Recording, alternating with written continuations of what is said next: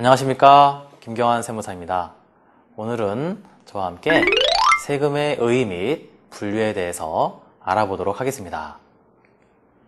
일단 세금의 의의는 조세법률주의에 따라 재정지출 충당을 목적으로 개별적 반대급부가 없이 납부되는 것을 의미합니다. 이때 조세법률주의라 함은 철저하게 세법에 근거해서 세금을 부담하여야 한다는 원칙을 의미하고요.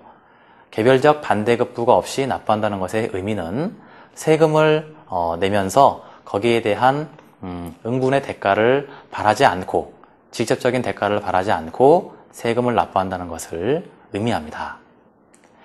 세금의 분류는 크게 4가지 기준에 따라서 해볼 수가 있습니다.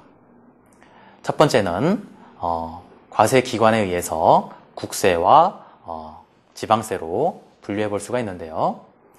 국세의 가장 큰 특징은 국가의 재정지출 충당 목적으로 세금을 부과한다는 것으로 대표적인 사례로 법인세와 소득세가 있습니다.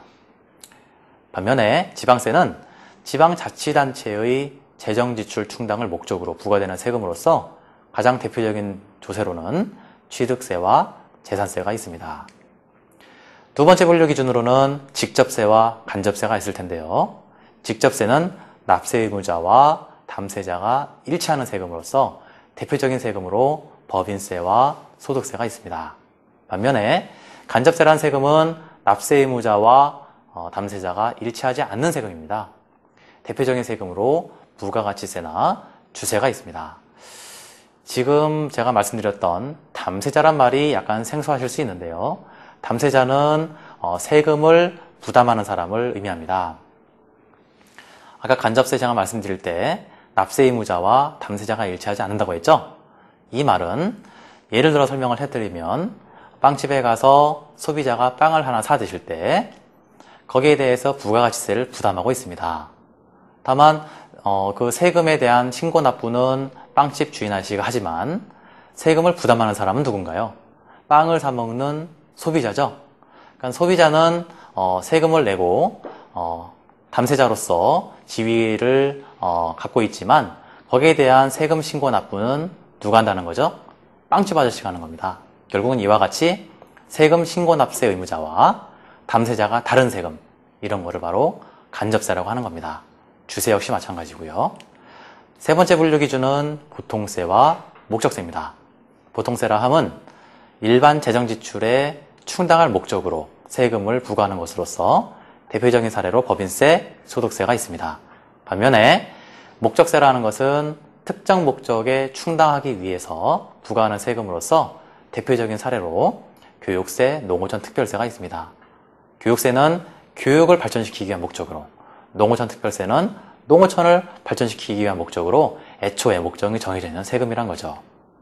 네 번째 분류 기준으로는 독립세와 부가세가 있습니다. 독립세는 조세가 아닌 과세 물건에 대해서 부과하는 세금으로서 대표적인 사례로는 법인세나 소득세가 있습니다. 반면에 부가세라는 세금은 다른 조세, 다른 세금을 과세 표준으로 부과하는 세금이라는 겁니다.